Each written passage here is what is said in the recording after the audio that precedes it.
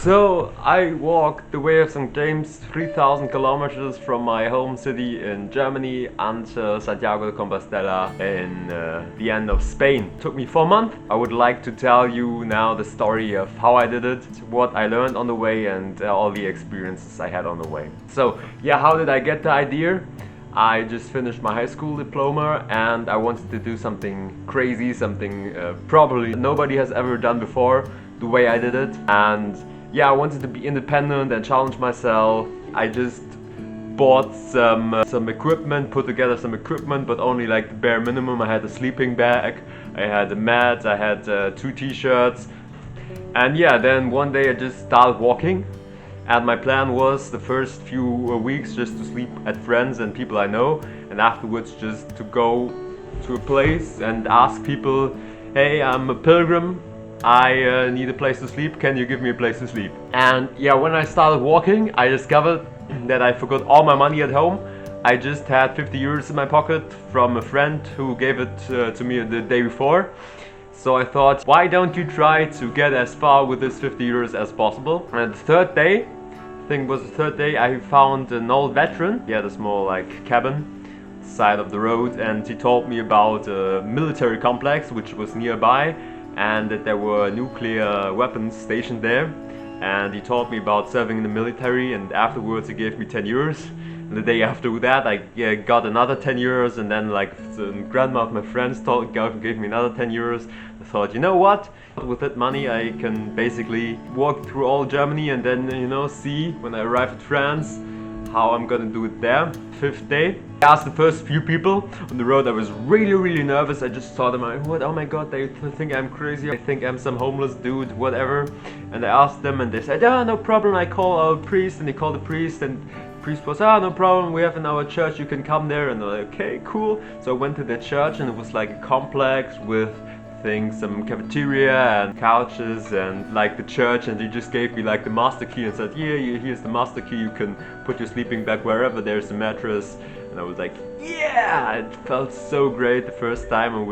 First time was the best time. And then the next day one of the members of the church gave me 50 euros, and then I was like, wow, I really have money now. I'm definitely going to do the whole thing in Germany without money. And after some time I didn't have any friends, so I just had to ask people on the street, and it worked quite well. I slept in farms or at cabins from people's homes, or in communal buildings, on things from the church. And then one day I looked at the map and there was a monastery on my way, and I thought, you know what?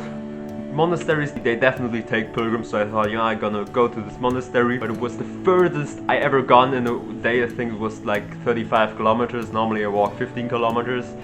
But I thought, they definitely gonna give me a place to sleep, they're gonna give me food, I can rest there, no problem. I went to this monastery. When I arrived there, it was totally finished, I didn't have any water. I rang the bell and the monk opened, and I was like, hey, sorry, I'm a pilgrim, I don't have a place to sleep, can you maybe arrange something? And he's like, no, sorry, you're full. I'm like, what, you're full? I have a sleeping bag, you can give me anything, just a room, I just need a roof. He's like, sorry, you're full, but there was a hostel nearby.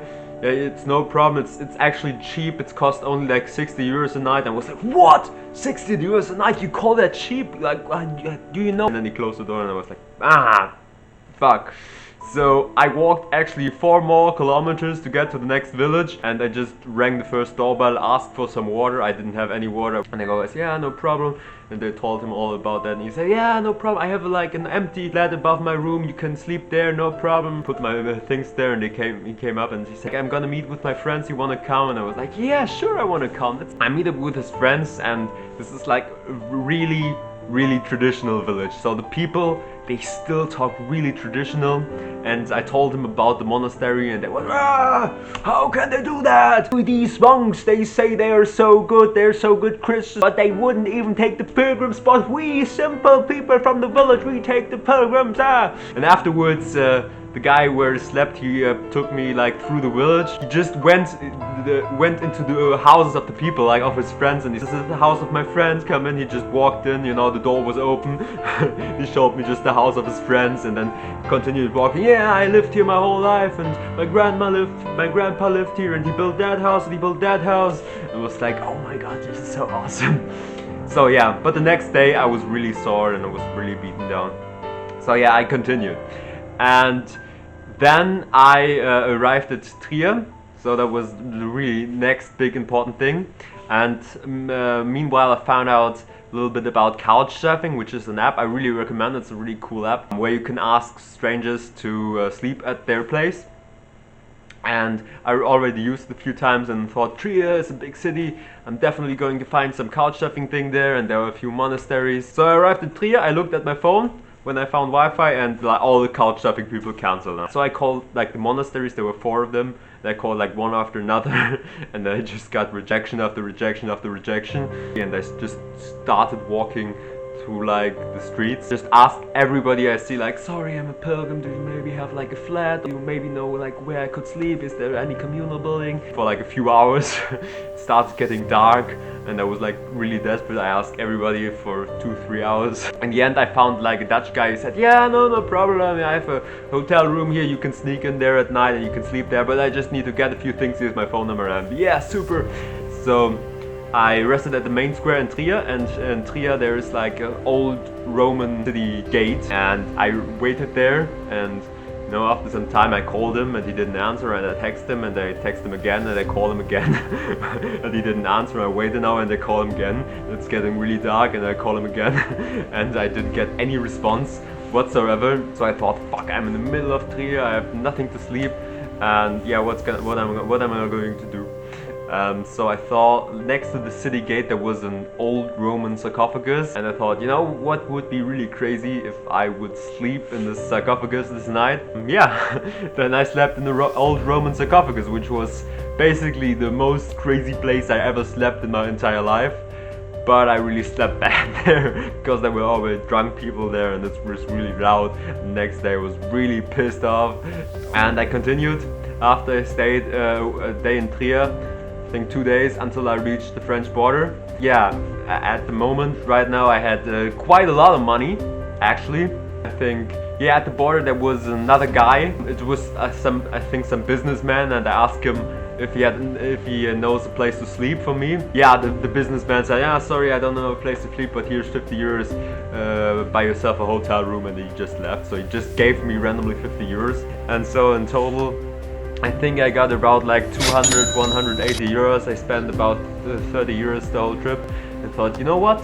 If I continue to spend that little money, I could walk through all of France without money. So I thought, you know what, let's try it. Also, I didn't spend like nearly nothing. I only ate like oats with water or like very cheap bread like baguette and stuff like that. Then I crossed the border to France, and the first day in France was kind of hard because nothing is left of my French in high school. I could barely understand the French people. I just asked some random guy with like a translator really bad, yeah, sorry, I'm pilgrim, I need a place to sleep. And after like back and forth sometimes, he said, you know what, I called someone, here's an address. So I arrived there and it was like some old farmer, and he said, yeah, come in. And he cooked me some homemade food, and then we listened to like some German pop musician because for some reason he was a fan of Helene Fischer, which is a very famous German pop musician. Yeah, the next day I arrived at Metz, the biggest city near the German border, and I did again the same mistake I did in Trier. I thought, you know what, in Metz I'm sure gonna find some place to sleep. With couchsurfing I asked 20 people, and I also had like friends who had like contacts there, and then arrived there. They asked them, you know, you said you had colleagues there, can you ask them? And it was just rejection after rejection, and I think I waited there like 2 hours texting like everybody I know, and then in the end everybody cancelled me. Last guy who wrote me said, yeah, sorry, I don't have anything to sleep for you, but you cannot sleep on the streets. And said, why? Yeah, because there's really high crime rate, really dangerous to sleep on the street. And it was like, fuck, what am I going to do? I'm like in the middle of Metz. Say, oh, well, where's the next like wood where I can just put my sleeping bag wherever? And this was 5 kilometers away. I was like, fuck, I already walked 35 kilometers. So I walked to the woods, and you know, the dusk is setting in. And when I arrived at the woods, I found out it's a military zone, and the whole wood is a military zone, and I couldn't sleep there at all. Way too dangerous. And probably the most demotivating moment in my life. And then my mother texted me, and my mother wrote me that that our horse died. We had a horse which I really liked, and it died the exact day. It was just the worst moment ever. Maybe it was divine intervention, but then I got a call out of nothing from a girl I didn't know who said, yeah, I'm the girlfriend of one of the couch surfers, come to Metz just for you, and you can sleep at my flat, you have to go to the station. I was like, oh my gosh, I have a place to sleep. So I went to the station, which is 5 kilometers back, so I think I walked around 45 kilometers the whole day. And at the station I met a homeless woman who just broke up with her boyfriend because he was addicted to crack and I think some other hard drugs. It put my situation into perspective. I thought, like, you know what, there are people who are way worse at the moment than I am. I was so grateful when she arrived. She brought me to her flat. It was basically the craziest day my entire life. So much down and so much up again. At the end of the day I learned that I shouldn't really expect anything. If I try to find a place to sleep, I should never see anything as like super 100% safe, and I should always have a plan B and always expect that things don't work out and never take things for granted. So I continued, and one of the next big awesome things was a small village called Jeanville. There was a very old monastery. I went to the monastery. It was a crazy monastery. It was ran by a homosexual couple. 2 men. Really, I think it was 1,000 years old monastery, and the couple made me some homemade 4 courses food, and then we talked about classical music in the Baroque era in France. In French, my French was really bad, but he kind of like showed me like music. It was really cool, and the whole time we drank champagne because it was the start of the Champagne. I think it was the most cultured evening ever. After Jeanville, I walked through the vineyards of the Champagne. 2-3 days later I arrived at a village. In the beginning of the village there were like, let's call them hippies. They were like dancing and partying, and I went to them and said, yeah, sorry, I'm a pilgrim, I don't have a place to sleep. You maybe have a place to sleep? And they said, yeah, come with me, we're wine workers, we cut grapes, you can come with us, stay with us. So they took me in the vineyard. And then I met the boss of their establishment, and he greeted me with a Hitler salute after he found out I was German, which is always nice. But he was actually a really nice guy. He gave me food and he gave me a place to sleep. And after I'd eaten, he said, yeah, you know what? You wanna work here tomorrow? And I was, what? Yeah, you can work here tomorrow if you want. And I went, yeah, okay, sure. I stayed there. They gave me a mattress, and he said, yeah, tomorrow at 6 o'clock. We start working, so I went to bed at 9 o'clock. But all the other, there were I think 19 other people, and they all like partied till the night. I woke up at 6 o'clock ready to work.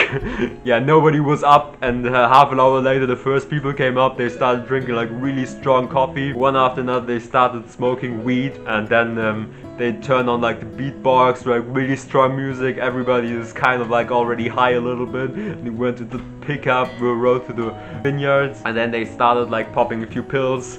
Then they started cutting grapes. And the thing is, you would expect them to be really bad at cutting grapes, but they were like the fastest people cutting grapes. They were like zack, zack, zack, zack, zack. They were really fucking good at cutting grapes. But after 2 days I thought, I gotta continue on the way. Went to the boss and he said, okay, you can continue. And then he took out his money and he gave me 140 euros, and I was like, whoa, 140 euros! In that moment I decided, you know what, I can do the whole trip to Spain without getting extra money, because right now I had 380 euros. And also my life improved. I didn't just eat baguette, but I eat baguette with marmalade and cheese, and everything was awesome. About a week after that, I arrived in Auxerre, a city in the center of France. I met my father there because my father, he wanted to join me for a week, which was really cool to see my father for a week. On the way, a few crazy things happened, and we slept in different places, but one of the places we slept was a church. Underneath the church we found like an entrance to a catacomb where there were like human bones, and we also had like the luckiest day ever, because normally I just go to a village and ask people every day again if they know a place where I can sleep. And with my dad, I arrived at the village and I asked like some guy in a bar and called the mayor, and the mayor comes over and he said, you know what, I have a friend, you can sleep there at his house. And in the evening the mayor invited us, made us some homemade meal, 4 courses, really good food, and we had our own home, so they gave us the whole house. I don't know why his friend had just had 2 houses. And the next day his friend said, you know what, I know someone in the next city where you go, you can sleep there, and there is another person in the next city where you can sleep there. So we found like 2 other people where we could sleep. Yeah, they also gave us like breakfast and dinner and everything for free. Nobody of them wanted money, but sadly after 1 week my father left and I was on my own again. 1 week later I arrived at a small town. I started looking up people on couchsurfing. There was this one woman.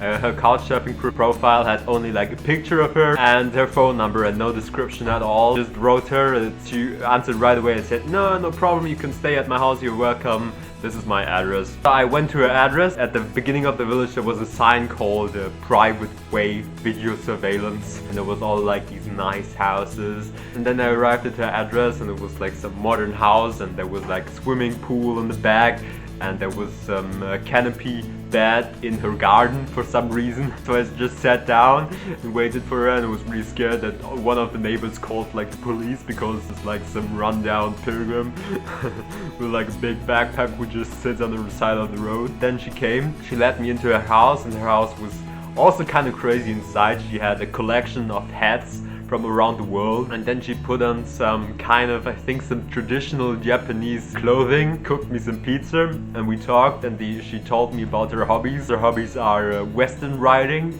and making a documentary movie about sharks. And her job was, she was the CEO of a company that makes paper for big supermarket chains around the whole of Europe. And then her boyfriend came. Her boyfriend offered me a job at her company, which was kind of really random. And I also met a few days later on Couchsurfing a woman who had a house which was completely self-sufficient, and they built it themselves. It was made of clay, collect rainwater. Their electricity comes from solar power, and they have like a stove for warmth, and they live next to a farmer, so they can just like completely shut themselves up from society. Yeah, after I was at the self-sufficient home, I had to go through an area with lots of forest. The next part was the most difficult part in the whole trip. So this area with the forest, this is full of pine trees and very sandy ground. It's really hard to walk, and it's very sparsely populated, so it's very few villages, and I had to walk I think 35 kilometers each day. It's really hard to walk because the sandy ground, you just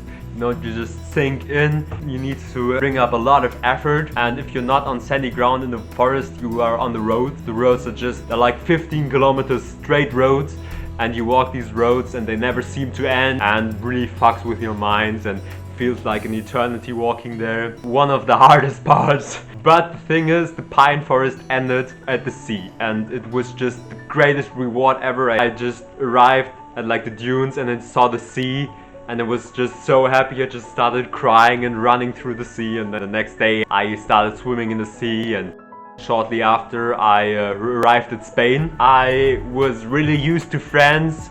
I could speak very good French at the end, but when I arrived at Spain, there were like lots of pilgrims. It was like a very popular route, and I cannot speak one word Spanish when I arrived there. The first day I slept in a hostel with all like the challenges. The most awesome thing is there are hostels which are completely based on donation, so I just could give them like €3 or something. I could sleep there. And the other awesome thing is there are other pilgrims, which on the one hand is kind of more difficult to find free place to sleep. But on the other hand, I found a group of very nice pilgrims. They cooked food for me. Second day in Spain, I walked near a house, which was just on the way, and there was some guy who asked me, excuse me, do you already have a place to sleep? I was like, what? No, I don't have a place to sleep. And he was like, yeah, no problem, you can sleep at our place, come, invite you. And so I went to their house, and he gave me some drinks, and he told me, yeah, we're a big family here. We are like a religious group called the 12 Tribe, and we have a bakery here, and we invite pilgrims, and no problem, if you have no money, you can stay here for free. and then he told me all about like their religion, and he told me, yeah, we'll live all like in a group together, and everybody shares everything with everyone, and we live the Christian way, we live the way it's supposed to be, and everybody is happy. And they said, yeah, we have a ceremony this evening, it's called New Moon Ceremony. And I said, yeah, okay, I can join if you don't mind. And yeah, I joined the ceremony. So the New Moon Ceremony sounds really kind of great, but it was just basically staring in the sky to find the new moon. And yeah, we stood there for like I think half an hour, and there was no moon. Nobody saw it. And after some time they said, okay, we just return. And then they took some like weird headbands they put on, and drinking some like green drink called mate. And afterwards we ate lasagna with sticks. After the new moon ritual, they told me, yeah, you're a really special guy, I really feel like you belong here, and there's always a place for you here if you want to stay. And I met a German guy, and he said, you know what, this is a cult, right? And he was like, yeah, I mean, they're just really nice people, right? And he's like, no, this is a cult. They try to indoctrinate, you know. They don't send their children to school, and they beat their children. I was like, what? And it's really hard to get out of there, and a lot of people complain. And I'm like, okay, where have I got myself into? So yeah, it's called the 12 Tribes if you want to look it up. I can only say they were really nice to me, but apparently there is some shady things they did. But anyway, I continued without paying anything to them. It was another donation-based hostel. It's called Grandpa Poito's Hostel. Just the greatest hostel ever. I arrived there, I found it on the internet, I arrived there, and yeah, then this old grandpa welcomed me, and he told me a story. He was actually born in this hostel, but then he became a missionary, and he traveled throughout the world. I think 80 different countries he visited, met like a lot of indigenous people and a lot of people around the world. He was also a photographer, and in this hostel there were all these relics from his travels. There was also a library from all the photos he took. I think it's 80,000 photos. Really interesting. So I asked him, yeah, can I maybe stay here for longer? And he said, no problem, you can just stay here, you can work a little bit and you stay here. So I stayed there, and well, for some reason the most interesting people, there was an Ukrainian influencer who walked the way of St. James for her followers to collect money for the Ukrainian war. And there was also a girl who went by bike to North Africa. And what I didn't know, I thought, you know, he has a hostel, that's all he did. But I think the last day he said, you know what, I'm gonna have a sermon right now. And a sermon, yeah, I'm still a priest, you know, I still work here in this church.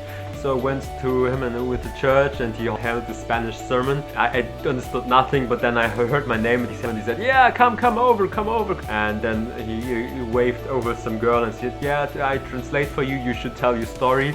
And yeah, I told them the story about Metz and how it was difficult, and afterwards everybody like applauded. And after the sermon was finished, like all these Spanish people that couldn't speak with me at all, but they all came to me and they kind of hugged me and they shook my hand. And then the priest invited us to go to a bar, and he drank some wine with the locals, and he talked with all the locals. Opa Poito, if you ever walk the way of St. James, the Northern Way, it's the greatest hostel. But yeah, I continue walking. The last third of the Spanish Way is called the Camino Primitivo, which just go through like all these mountains, and yeah, really hard to walk. It's really windy on these mountains. So far, I think I had like 3-4 days we had rain, and other than that, I had like no rain at all in the whole pilgrimage.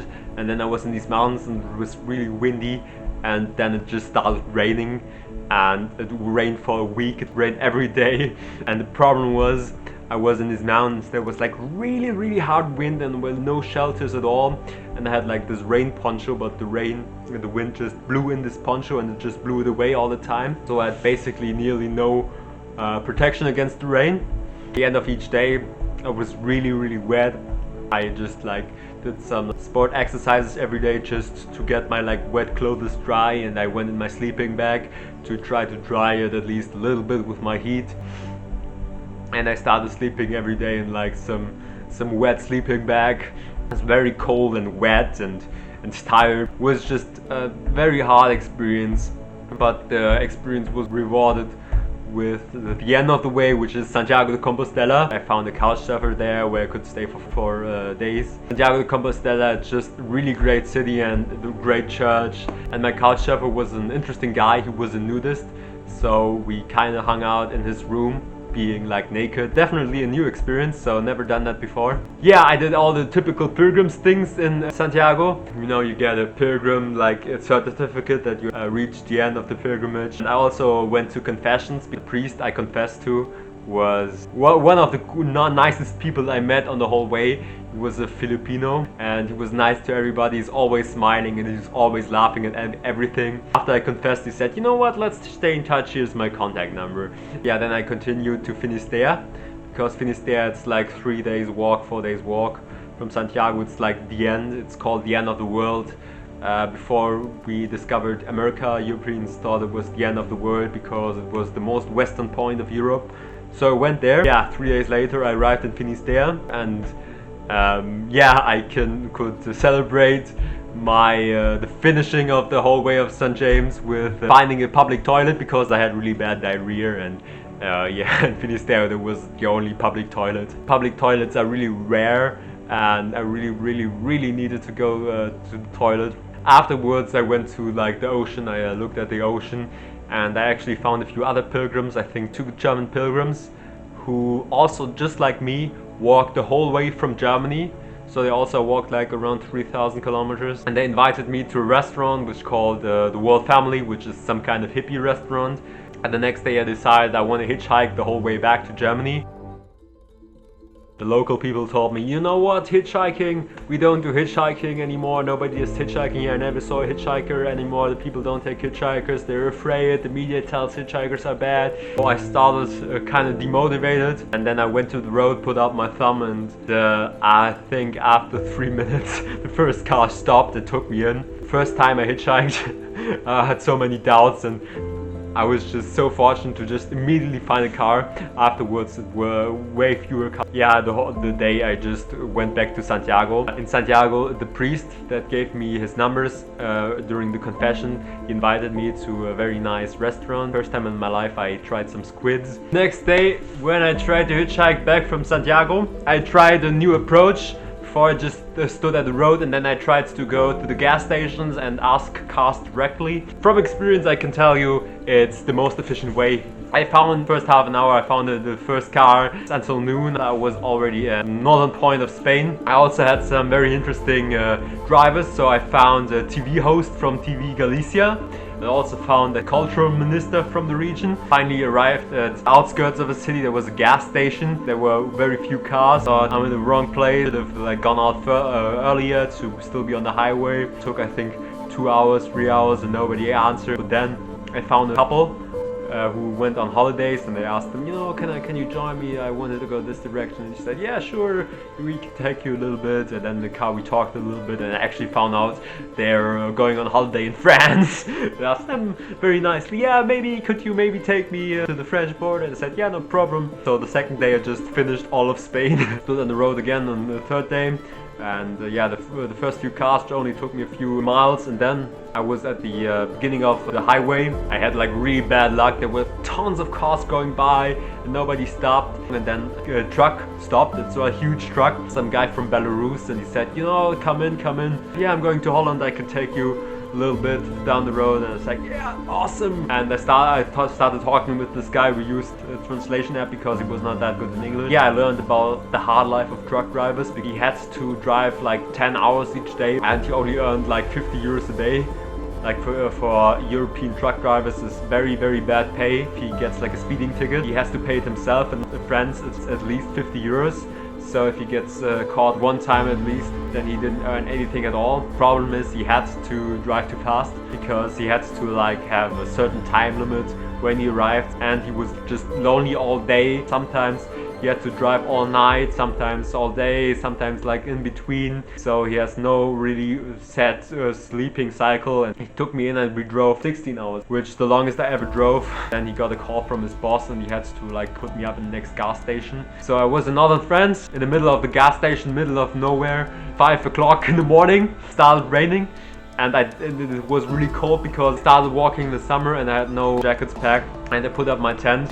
My tent wasn't really waterproof at all. I only had like 3 hours sleep before I woke up in a puddle of water. Everything was wet and I was really kind of down on my luck. But I put my things together and I started hitchhiking again. found a few cars which rode in the direction of Belgium. So I arrived at Brussels. It was already dark. Thought, you know, one last car. So I found a woman and I told her my story, and then she invited me to eat some Belgium fries. And then she said, I had children, they have a room still, but they're not there, they already left the house, you could stay at my place today. And I was like, yes! So I stayed at her place, I could dry my sleeping bag and everything, and I had a place to sleep. The next day she was so kind, she made me breakfast, said, you know, my children, they have still some clothes, it's too small for them, but it's good for you. You take this jacket and this scarf. And yeah, I was really sad for the way back. I found a couple which returns to Germany from a metal concert. They took me to Germany, and then I ended up in an area where my godmother lives, and I stayed at her place for one day. And then I continued, and it was just the last day. Yeah, I found a few cars, but after a while someone told me that the highway I wanted to continue was closed. So I started black riding, just went on the next train in my direction. It all went well until the station before I had to get out, when there was like a ticket officer who arrived, went to the toilet, and then tried to open the door, and it was closed because of technical issues. Went to the end of the train, and luckily there was another toilet, so I opened the door, I went in, I closed the door, and I realized that the door couldn't be closed because it's also broken. But I thought, you know what, fuck it, I just go inside here and I wait, and then I hear like an announcement from the train that there is some technical issue and the train will be late. I don't know how long it takes, I really need to use the toilet, so I sat down. Shortly after, the train continues, and I thought, yeah, okay, now it's just the last station, no problem. And they actually sent a timer at when the train should arrive, and yeah, the train stopped, and I looked out of the broken door, and I saw that it was the station where I need to get out. I wiped my ass like the fastest ever, and I sprinted through all the train. All the people tried to get out. I just like punched my way through to get to my backpack and grabbed it. And the last second, I just jumped out of the train. So I was at my home station again. We still had 6 kilometers to walk back to my house. On the way, I visited a few friends. One of them actually walked with me the whole way to my home. Then I arrived and finished my journey. So yeah, that's basically my whole journey. Looking back, it really changed me as a person. I learned to be way more open and to be way more relaxed in very difficult situations, very stressful situations. How many different people are out there in the world. I really have now something that I can be proud of, and I can tell my children and the children of my children. Thank you so much for letting me tell you my story. I would really appreciate it if you would leave a like and maybe even a comment. Maybe I will take another trip, and maybe I will make a video about that as well, so stay tuned.